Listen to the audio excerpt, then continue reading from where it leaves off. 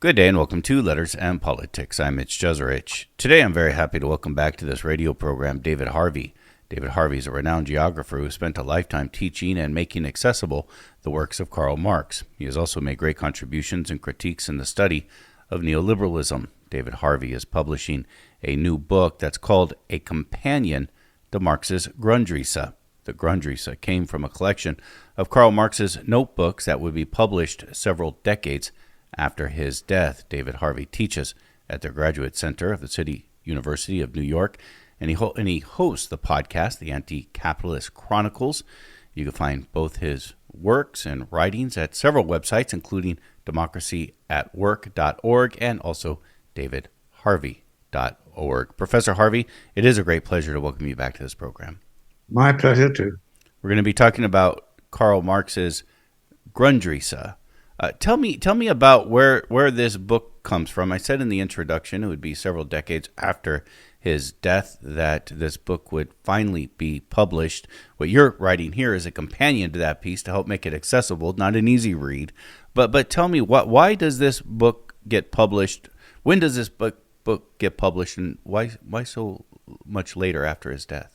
Well, this was a set of preparatory notes that Marx wrote for himself. And part of the problem of dealing with the text is that he's talking to himself throughout this book. So it was not prepared for publication. He didn't have any kind of audience in mind. He was just talking to himself about how to understand capital. And he had this project of wrestling with classical political economy, particularly the works of Ricardo, but also Adam Smith and Malthus and all the rest of it. And that he wanted to tell us exactly how capital worked. And so he sort of sat down and just wrote to himself. And it's a kind of stream of consciousness product. And of course, it lay around unpublished for many, many years. But then when people started to collect together all of his writings, they came across this particular writing, and it first came out in German in sort of the end of the 1930s, but started to make a bit of a mark in the 1950s, 1960s.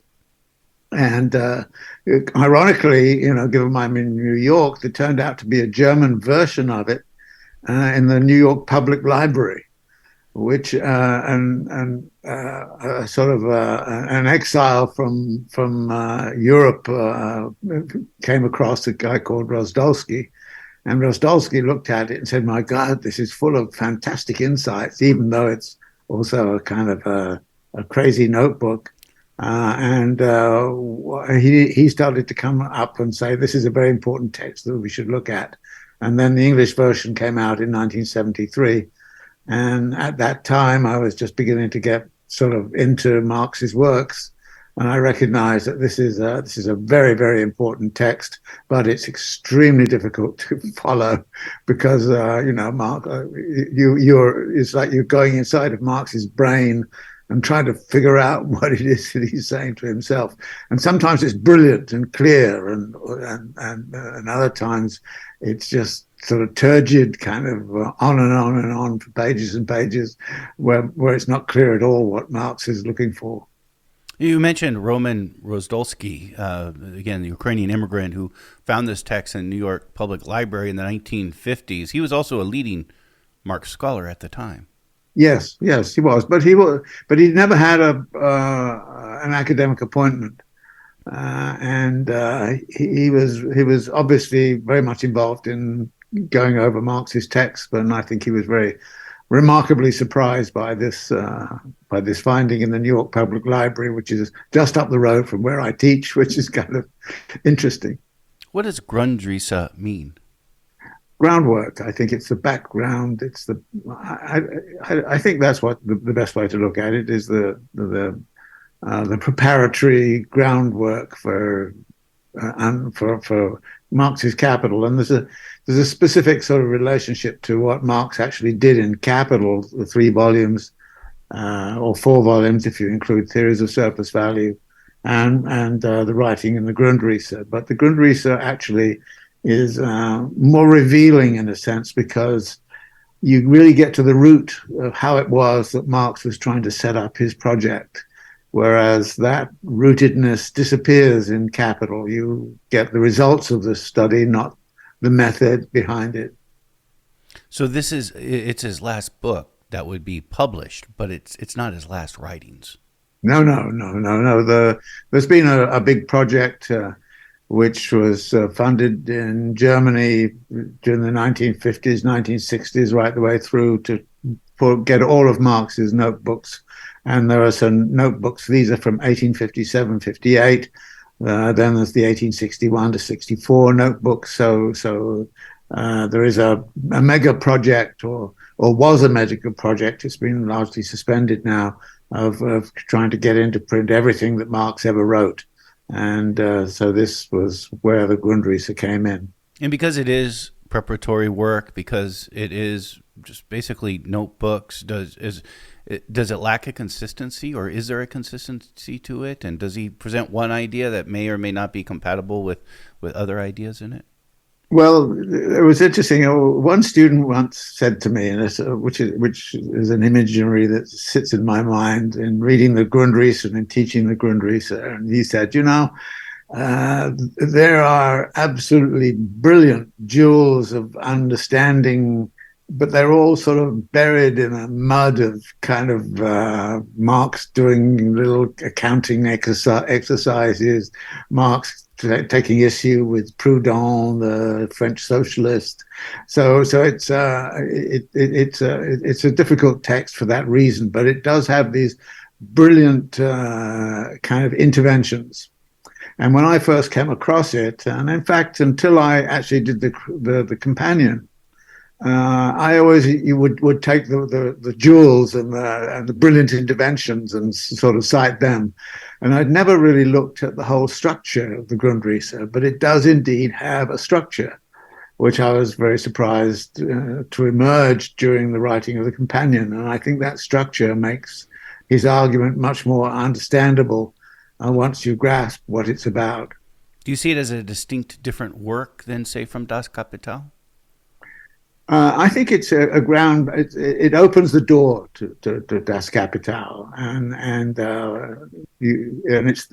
you're going through this doorway, or this tunnel, if you like, of revelations. Then what comes out at the end is Marx's Capital. But if you read Marx's Capital without reading the Grundrisse, I would now say, I think you probably are not going to quite get where a lot of the things are coming from in Capital, because the Grundrisse allows you to understand the framework within which Marx was conducting his research. Before we get into the ideas of the Grundrisse, I want to go back to the debate that you referenced with Proudhon and that Karl Marx would write about in these notebooks. What kind of debate do you get between socialists and, I guess, around the 1850s or so? Well, yeah, that's one of the themes in the Grundrisse, and one which, frankly, I found a bit tedious and a bit boring. Marx really was in rivalry with Proudhon and for the loyalty of the French working class, and I think Marx saw that rivalry, and so he goes out of his way to try to discredit the thinking of Proudhon. Sometimes with valid commentary and sometimes with rather cheap shots. So the kind of relationship with Proudhon is very much in Marx's mind in writing the Grundrisse. And I tended, when I came across those passages where Marx is doing that, to sort of lay it to one side and say, well, okay, anybody who's interested in the difference between French socialism and what Marx came up with, I think can have a look at that in its own right, but I'm not going to spend a lot of time on it. But one of the things I would kind of comment is this. Marx's theory of capital is very much affected by the factory system in Manchester. So it's the big factories and the industrial capitalism as it was developing in Britain at the time that is really the focus of Marx's interest. Now, industrial structure in France during those years was very, very different. And in Paris, which was the center of a lot of kind of working class politics and all the rest of it, the typical organization was the artisan and the artisan workshop. And so the artisan would be there, sort of making things in the back room and then selling them in the front room on the street, as it were. So it was a very different industrial structure. It was small scale. The distinction between owners and laborers was often, rather masked, because typically the organization would be that the artisan would be doing all of the work. They would have an assistant. The assistant would often be as skilled as they were. So it's a very different kind of world of small scale capitalist production. And Proudhon spent a lot of time kind of saying, well, the main issue that is affecting those artisan workers is access to credit, and it's the monetary system and so on. So Proudhon spent a lot of time trying to revolutionize the monetary system. Now, Marx is kind of way, way beyond that and kind of saying, look, I'm dealing with these huge factories with hundreds and hundreds of workers in the power looms and all the rest of it. And mechanization is beginning to come in. The power loom comes in, is driving out the artisan workers. So Marx is theorizing the world and the understanding of capital from the standpoint of the industrial working classes in Manchester, whereas Proudhon is theorizing capital from the standpoint of artisan labor in Second Empire Paris. And that, to me, seems to me to be the main difference between them. And now Marx, actually, when he kind of recognized he was basically talking about British industrialism and Manchester industrialism in particular, and he made this kind of comment that he chose to focus on that because he felt this was the image of the whole future of capitalism. It was all going to end up like factory labor. And of course, we still see factories of the sort that Marx was dealing with in places like Bangladesh, of course, in China and so on. We see them. But of course, there are other industrial systems now. And if we kind of said, well, what kind of theory would we construct if we were sitting in Silicon Valley? I think the answer would be it would be rather different from the one that Marx constructed. So Marx himself is also located at a certain moment in the history of capitalism, but is theorizing that moment. And it is a very different moment from that which Proudhon was encountering. So some substance, but still mostly personal. Right, rivalry. Yes, a lot of it was personal. Although, interestingly, and this is one of the things I picked up in the conclusion to the Grundrisse, Marx had a great deal of faith in the self-taught autodidacts, and a lot of those were French. And so Marx felt that the intellectual resources, if you like, of for a socialist project were very strongly present in France. And so in some ways then when Marx is intervening and trying to say, well, Proudhon's wrong, follow me, he's trying to mobilize the intellectual resources which came out of the French Revolution in 1848 and all of the other revolutionary transitions that were occurring in France. So Marx was very, very, very much associated with that and wanted to try to capture it. And in many ways, the artisan was typically the self-taught person. And when Marx was writing about British industrialism, he was dealing with a working class, 60 or 70% of which was illiterate, so they couldn't understand what he was writing about. But the other part of it was, brilliantly kind of self-taught and very literate. And actually was far, far more sophisticated, as I think I point out somewhere, than say, a beginning undergraduate class in an American university. The typical figure of this would be somebody like William Blake. William Blake was an artisan. He actually wrote tracts in political economy, and Marx cites some of William Blake's tracts of political commentary, which are highly critical of British industrialism from the standpoint of the artisan labor, which is being gradually misplaced by the factory worker. You think with William Blake, you think of the poetry and the paintings. Yes, you think of that, but he was also a commentator on political economy, and so you find a big section of the Grundrisse is talking about an article by William Blake. Do they know each other? Oh, it's the William Blake. That's who he's. Did they know each other? No, I don't think No. so. Yeah. Yeah. These notebooks again that would become the Grundrisse are written roughly a decade after the revolutionary moment of 1848. Did that influence these notebooks? Is Karl Marx looking back at those revolutions, which were mostly failed revolutions, and were those revolutions about capitalism, or I always kind of thought of them as revolutions against feudalism? Yes, there was always a working class component of it, and that working class component was founded in the artisan structure of Paris. And so the revolution of 1848 had that component in it, but eventually it became a bourgeois revolution against feudalism. But initially, there was a strong kind of working class component, which was very much about the kind of uh, developing of communal labor, associated labor, and things of that sort. And of course, there were a lot of utopian socialists in the 1840s, 1850s, who were very much part of that revolutionary movement. But Marx himself was in 1858. There was an economic crisis in 1848, and it was about 10-year sequences. There was another one in 1858, and Marx was expecting there to be another version of 1848, but this time led by the working classes. So he was expecting in 1858 there was going to be a real kind of, okay, the revolution was nigh kind of thing. But he was very, very disappointed because this didn't happen.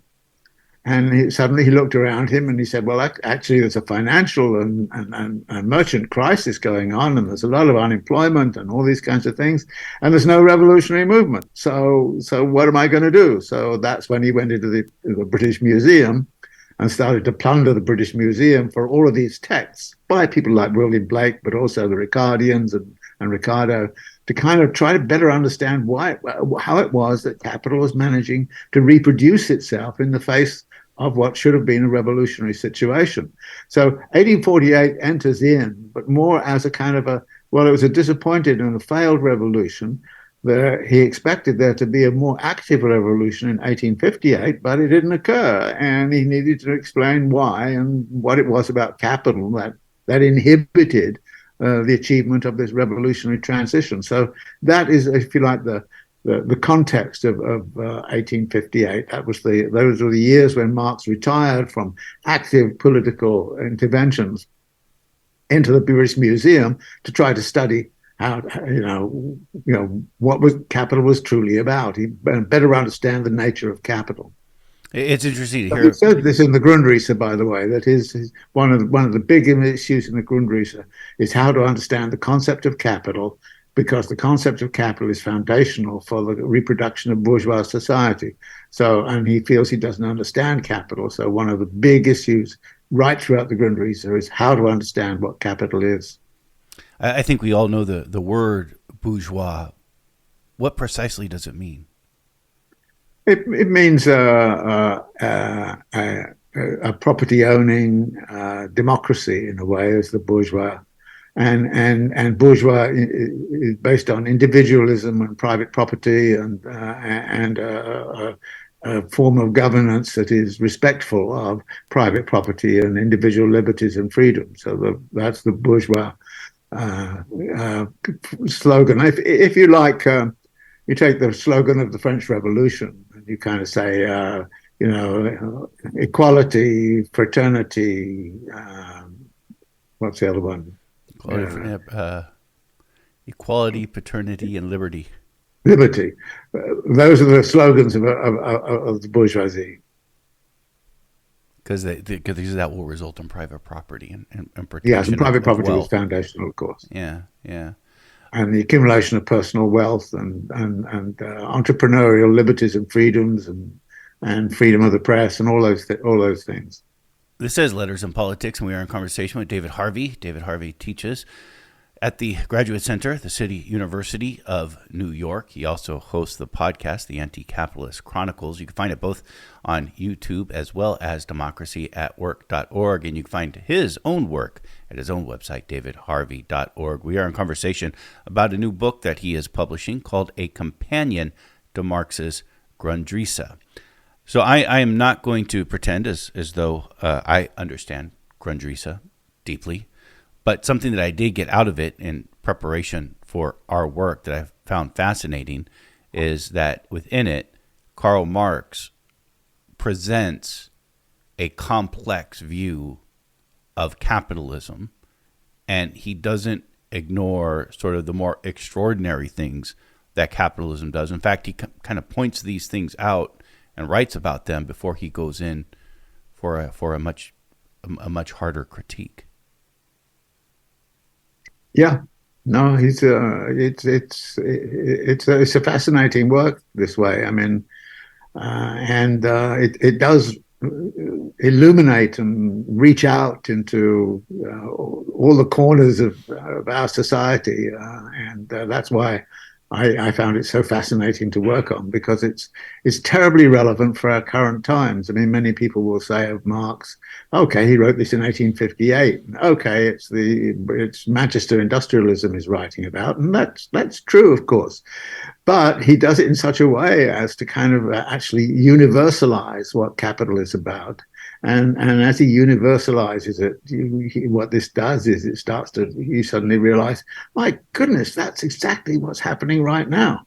So this is one of the things that was fascinating for me. And of course, part of my tactic, by the way, is to always be looking for things that are being said theoretically in the Grundrisse, for which I can find some sort of series of events going on around me right now, and say, see, the Grundrisse is predicting this is the way capital works, and we can see it at work here in New York or there in China.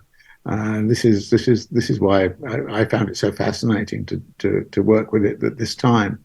Tell me about how he praises capitalism in it. He sees capitalism as a progressive force. And a civilizing force, and this is one of the dialectics which comes out of the Grundrisse, that in part he's kind of writing a tract in praise of capitalism, because it gets you out of feudal kind of ignorance and mysticism, and leaves aside, and it's hard nosed, and it's about the material qualities of the world around us, and it is prepared to look at production processes and disaggregate them and understand them on the inside, so that we get modern technology and all of the great things that can come from modern technology. So he's very appreciative, so that at certain points he is that way. But then shortly afterwards, he then kind of says, but a lot of this is toxic.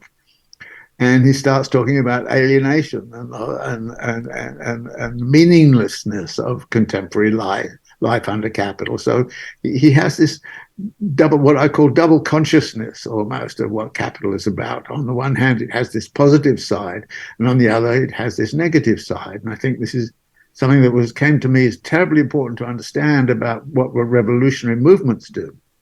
A lot of revolutionary movements say basically, well, if we take power of the state and we manage it, then we can take all of these good sides of capitalism and turn them into something that's really nice, and not recognizing the toxic side of things. And one of the things that happens in revolutionary movements is everything starts off looking fine, hunky-dory and all the rest of it, and everybody's very happy with what's going on, and the new technologies are being used and applied to give more free time to everybody and all those sorts of things. So we find something like that, and then he will kind of say, but on the other hand, there's this toxic side, and you see again and again within socialist movements the encounter with that toxic side, and I think that this says, well, the transition to socialism has to deal with both the positive side of things and use that, but at the same time it has to confront very much the toxic side of what capital social relations are all about. We'll get to the toxic side in a moment, but I just want to put out an argument that you'll hear from pro-capitalists today who will say that Since we have lived under an economic system of capitalism, we have collectively achieved representative democracy. We have abolished slavery. We've had civil rights. We've had suffragist movement and women rights. You have rights for gays, lesbians, transgender people, people with disabilities. If you think about it historically, it's pretty remarkable to have something like the Americans with Disabilities Act. I mean, life expectancy is up. The standard of living is up. Are these is that a false argument? No, it's not a false argument at all. I think that I would also kind of say, look, there are many very positive things.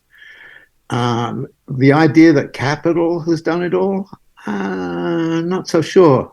Actually, it's capitalist society has pushed that way, but capitalist society has always been actually partly shaped through class struggle. And a lot of the good things we've got around us, like, say, a good national health system or something of that kind, are the achievement of a class struggle, which pushed that. The fact that we have social security in this country and that we have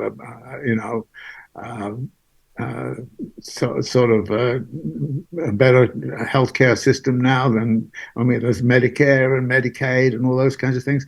The fact that we have those is not because capital came along and said, no, we're going to make those things. No, they were pushed to it. They were forced to it by class struggle.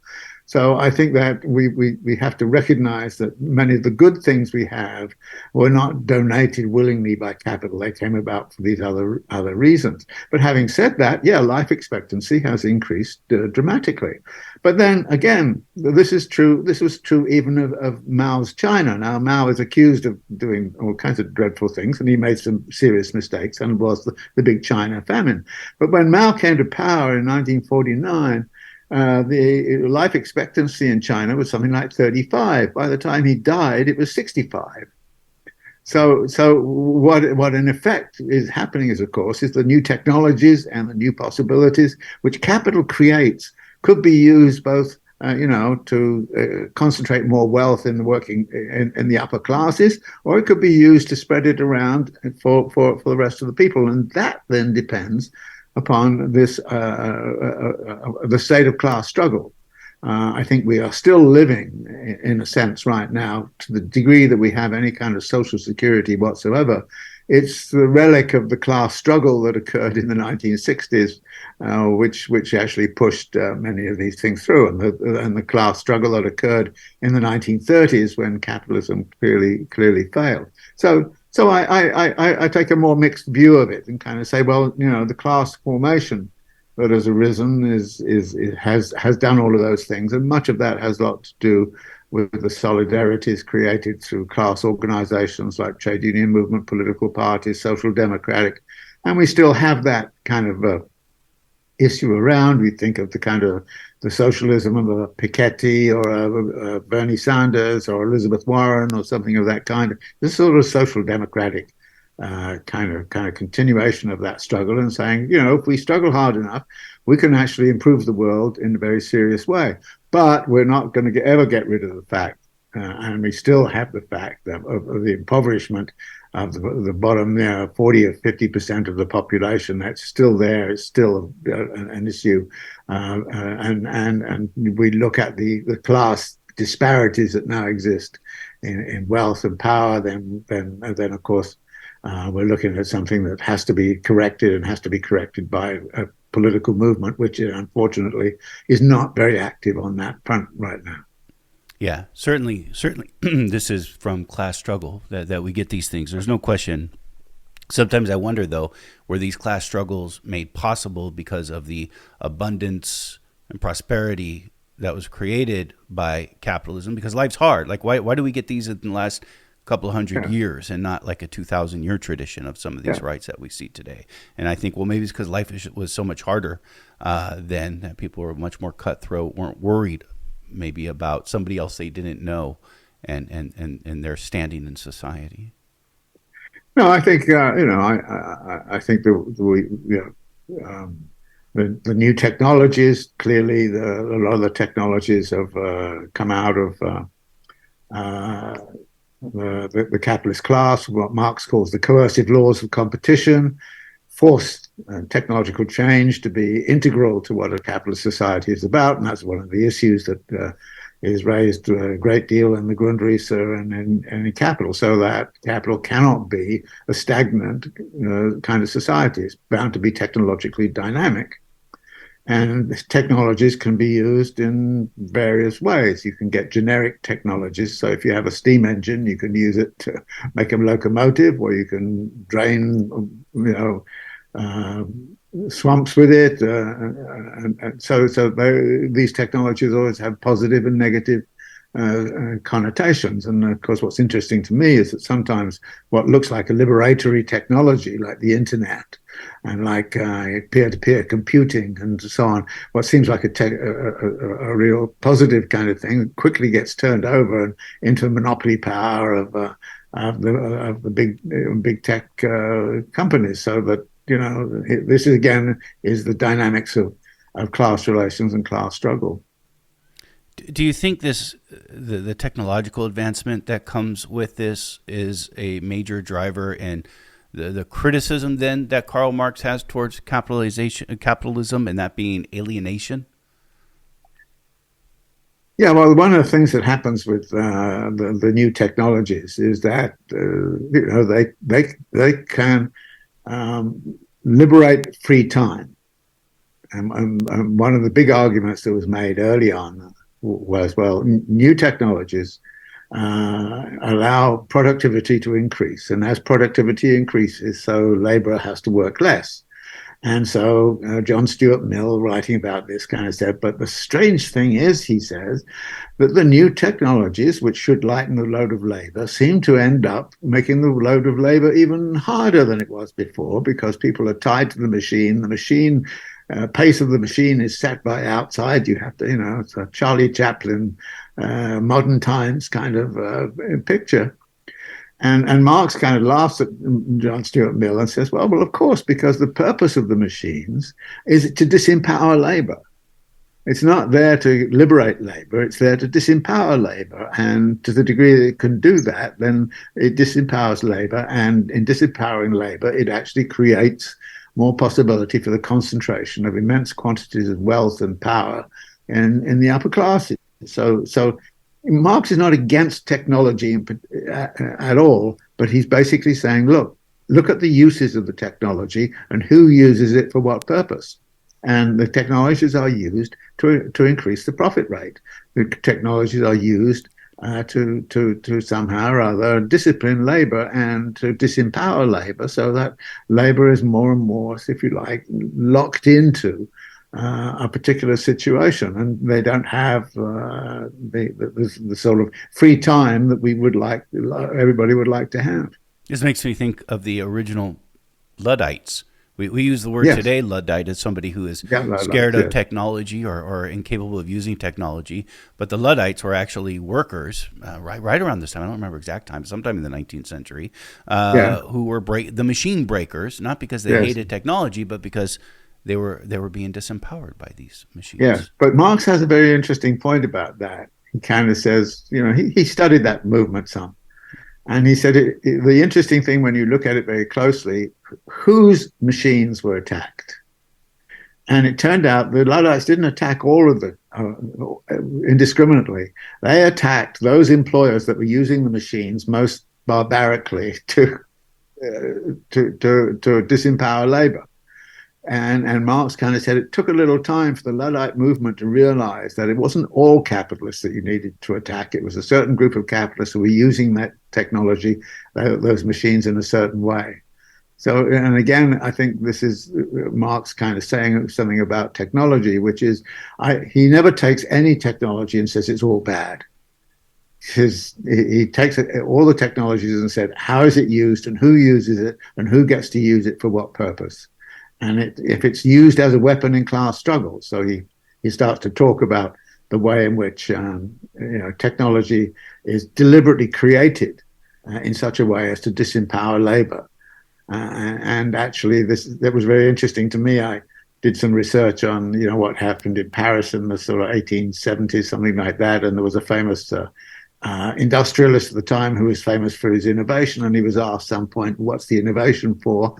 And he had three reasons. One was he improved the productivity of labor.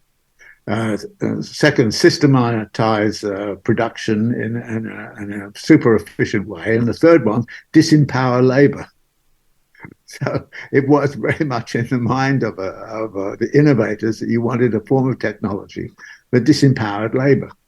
So Marx is kind of aware of a lot of this, and this just comes out also in the Grundrisse that technology is terribly important. There's going to be very rapid technological change, but then who gets to use it for what purpose then becomes the big question. Yeah, David Harvey, you say the Grundrisse is important for today. Can you take what Karl Marx was writing about technology in the middle of the 19th century and apply it to our situation today? In a perverse way, he kind of says, well, in writing a critique, you've got to have at least some standards which you're putting up there. And he kind of says, well, basically, socialism is a society in which there's abundant free time and people can do what they like. And I always like the statement Henri Lefebvre made, who was once asked why he was a Marxist and not an anarchist. And he said, I'm a Marxist so that one day we can all live like anarchists. And I think that's a rather wonderful way to think about it. And Marx, in a way, is echoing, well, is a precursor on that kind of position, because he's kind of saying, it would be great to have more and more free time. And all the new technologies are increasing the productivity of labor, and labor can actually produce the same amount of product in 4 days as it once produced in 6 days.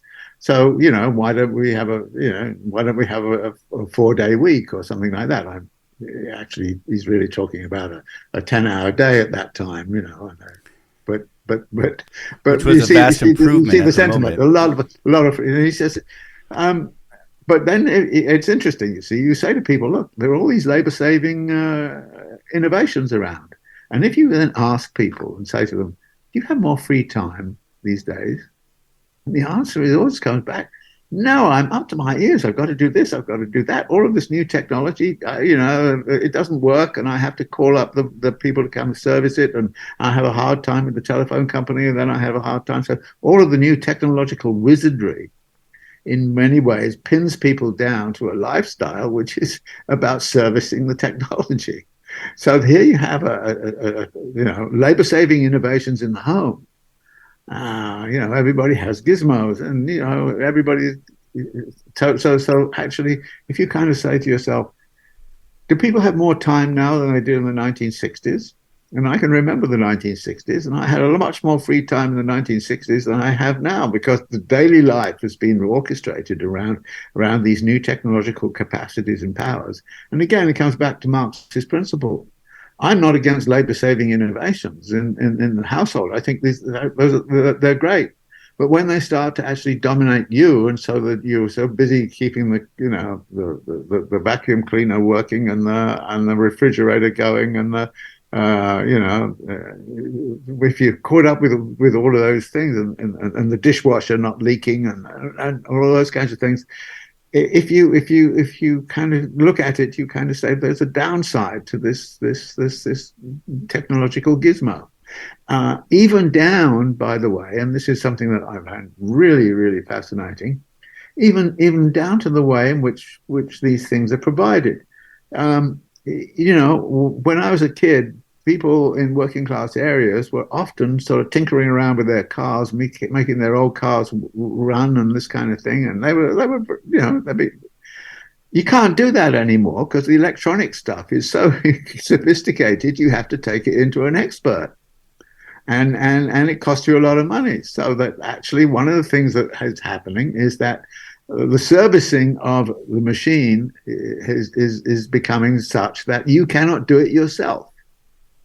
You have to go to an agent somewhere, and you have to pay somebody, and you have to pay a warranty on the car going wrong. So if you take all the sophistication there is now in a car, which is full of electronics, I can't do electronics, This the sort of thing where you used to see, working people tinkering with their cars in their backyard and keeping the old clunking thing running forever. You don't see that anymore because you can't do it anymore because the kind of skill you need to import so the technology is a bit of a trap. I suspect that it's also, yeah. Well, I suspect it's also designed just to be replaced every few years. Oh yes, absolutely. Yeah, you need a new cell phone every 2 years, and you need a new computer every 2 or 3 years. I mean, yeah, Yeah.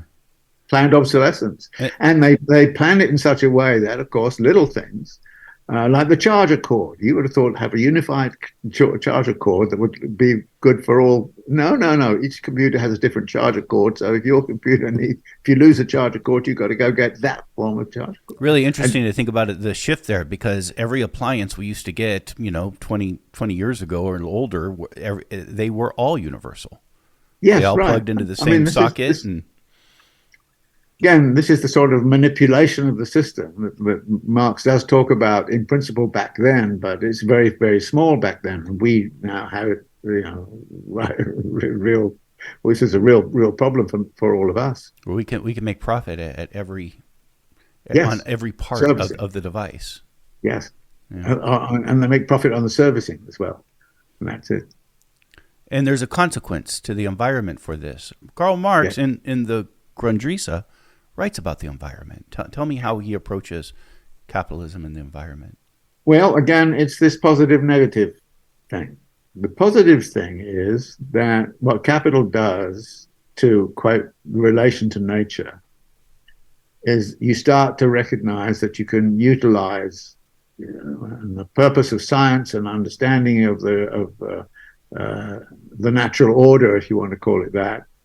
Your understanding of that can be mobilized so that you increase your productivity and you increase the capacity to do things. And you of course, you need on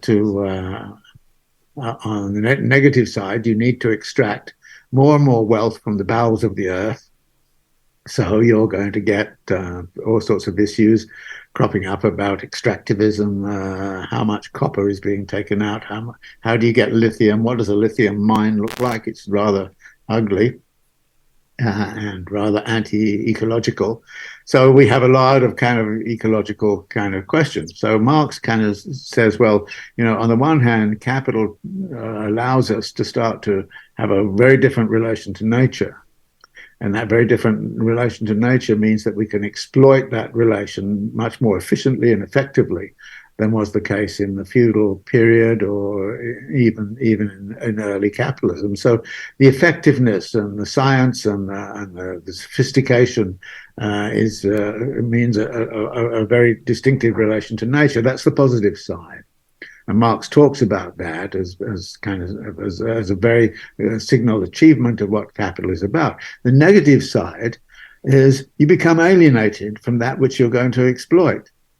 And then Marx talks about, in pre-capitalist society, as in indigenous societies right now, there is a sense in which people see themselves as integral within nature and therefore not alienated from it. They have a kind of an unalienated relation to nature. But along comes capital and starts to objectify everything in nature. And then it becomes a use value and a utility for capital, and it means that, if you like, the personal relationship, the love of nature, and the sensuality that's involved in relation to the natural order is sort of lost. And so he talks about a loss of our kind of sensitivities to the natural world, and it's this kind of, on the one hand, you're getting more productive capacity, on the other hand, you're alienated from that which you're exploiting, and alienation from nature starts to become a terrible kind of problem, which I think most people at some point or other feel that somehow or other they're what's going on out there is something which is hostile to them, instead of them being integral and involved within it. And then, of course, you get the fact that capital is organized, and the circulation of capital is organized in a spiral form, which is it has to grow.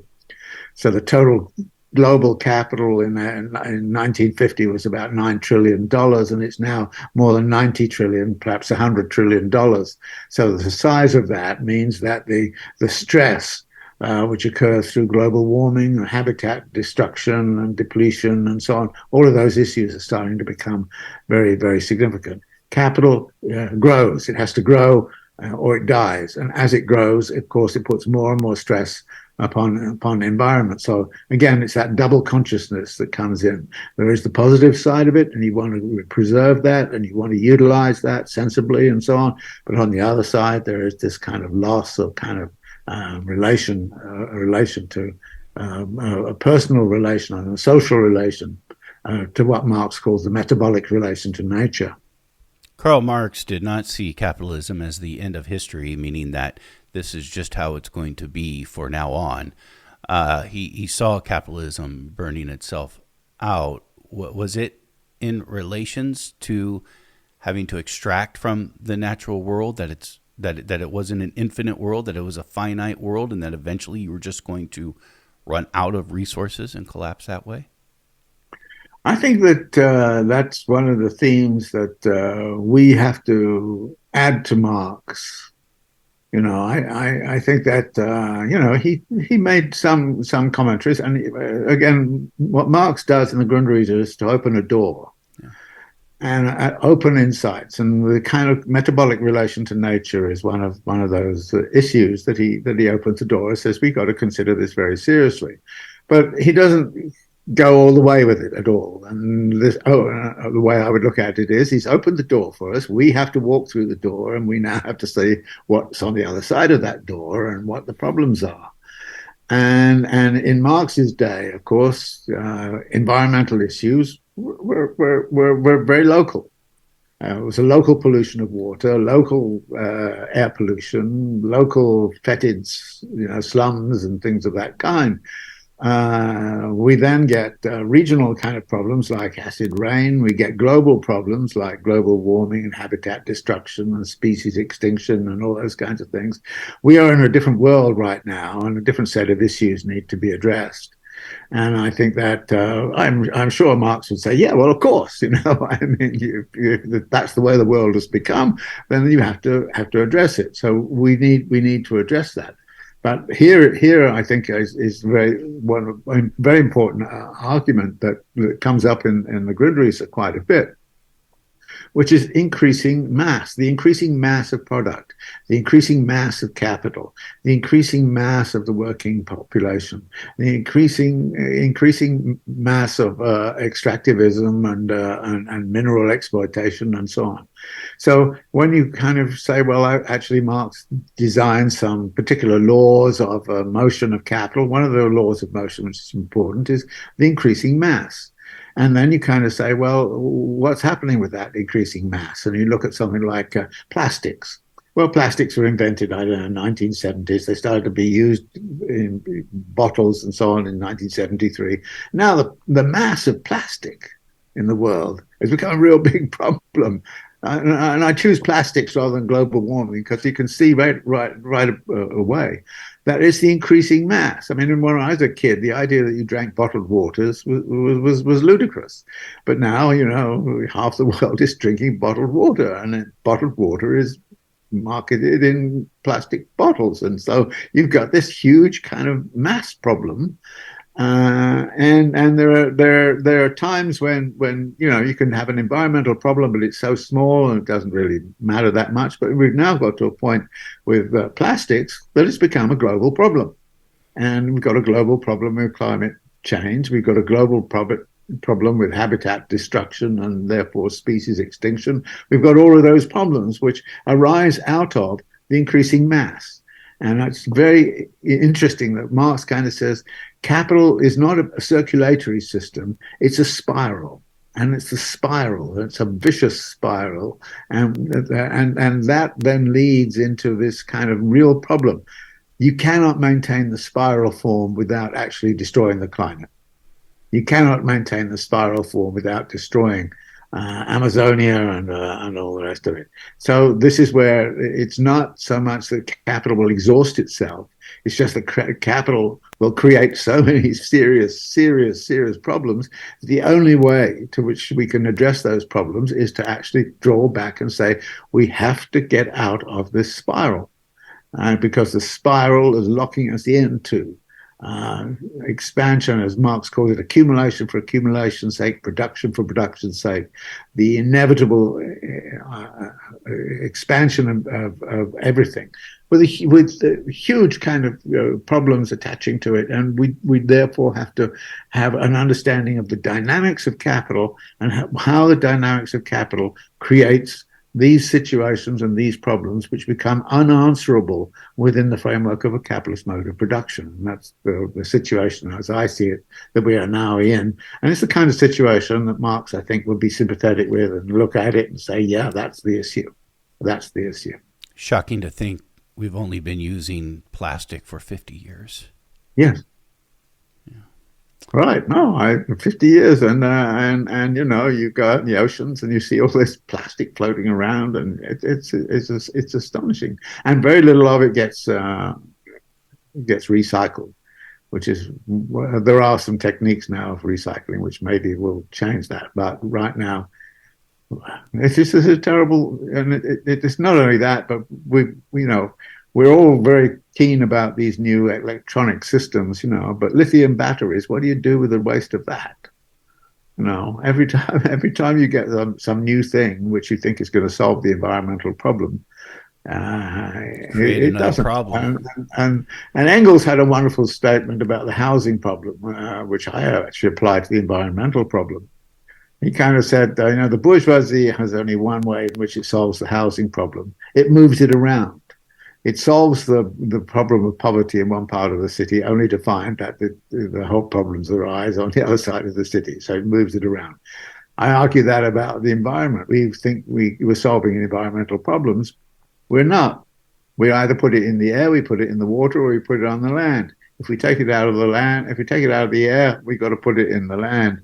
If we take it out of the land, we're going to put it in the air. So we're moving it around. We're not dealing with it. So rather than produce, so a lot of environmental politics are about the moving around and not really about solving the problem by actually reducing the basic forces creating the dilemmas. David Harvey has been our guest. Again, David Harvey teaches at the Graduate Center of the City University of New York. He has joined us for a conversation about a book he is publishing. It is called A Companion to Marx's Grundrisse. David Harvey, as usual, I've enjoyed our conversation very much, and I thank you for taking this time to join us today. No, my pleasure, and I really hope that Companion to the Grundrisse will help people understand how capital works.